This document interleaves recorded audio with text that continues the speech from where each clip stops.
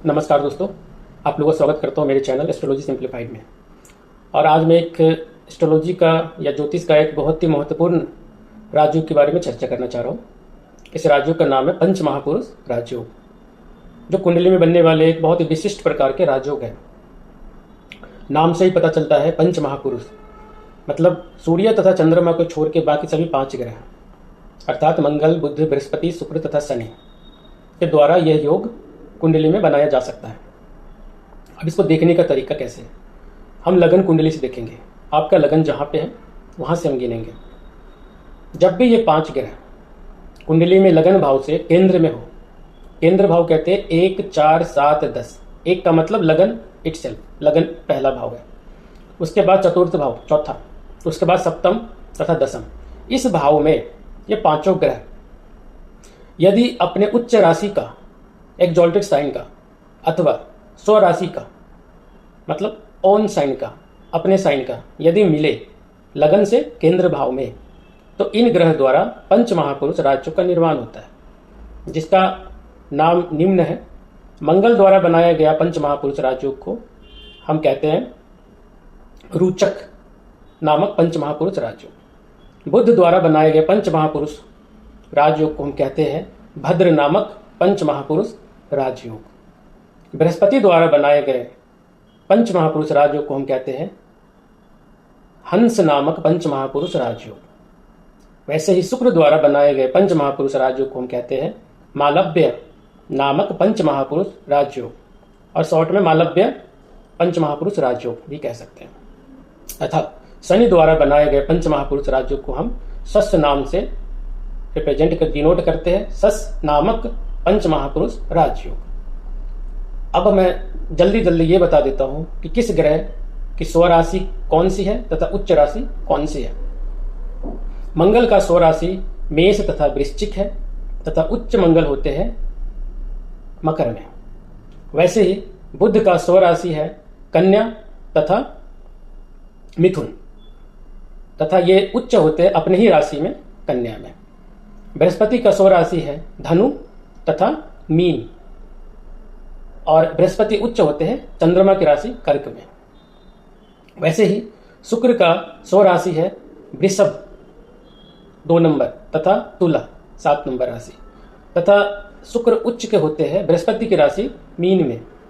वैसे ही शनि का स्व राशि मकर तथा कुंभ है, किंतु शनि उच्च होते हैं शुक्र की राशि तुला में। तो ये तो हो गई कि किस राशि में ये 5 ग्रह उच्च के होते या स्व राशि है।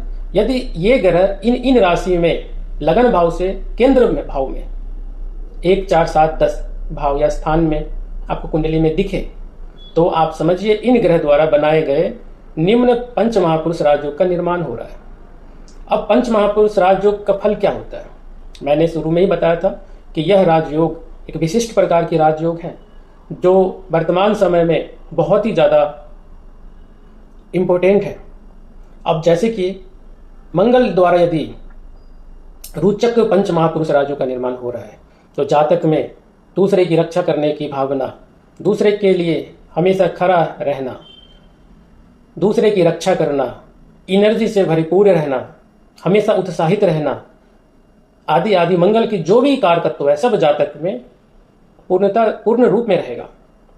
वैसे ही यदि बुध द्वारा पंच महापुरुष राजयोग भद्र नामक राजयोग का निर्माण होता है, तो बुध के कारकत्व में जैसे वाक्पटुता, बहुत अच्छा बोलने में, मधुरभाषी होगा जातक, कम्युनिकेशन में बहुत अच्छा होगा, बहुत अच्छे एम्बेसडर हो सकता है, बहुत अच्छे मतलब 2 आदमी के बीच में सुलह कराने वाला हो सकता है, बिजनेस ओरिएंटेड होगा, तीक्ष्ण बुद्धि का होगा।